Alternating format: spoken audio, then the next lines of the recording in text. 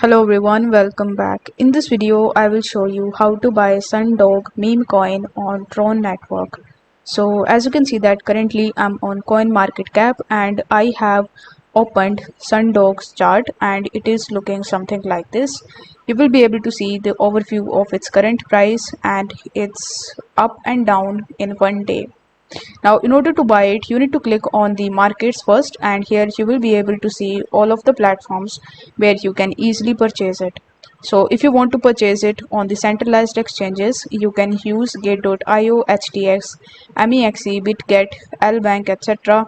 So you can use any of these exchanges in order to purchase Sundog.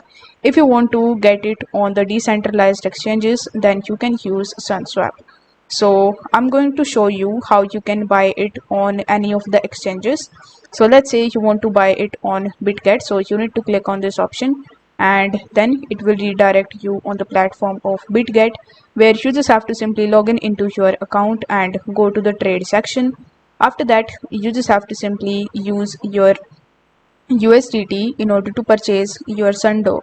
If you want to purchase it on the decentralized exchange, then you just have to click on the Sunswap, or you can even come to Sunswap. Over here, you just have to connect your Tron Link wallet with it. Now, if you don't have a Tron Link wallet, then I would recommend you to create one, because for buying and selling the Tron based meme coins, you need to have the Tron Link wallet setup. So once you have it, you just have to simply connect your wallet with Sunswap, and here you just have to simply provide the Sundog's wallet address. For that, you need to come over here and copy the address from here, then come to Sunswap and paste the address in this section to get Sundog over here. Now you need to enter the amount of TRX that you want to spend in order to purchase your Sundog. Now scroll down and you need to click on the swap button in order to swap your TRX into the Sundog. So this way you will be able to easily purchase it.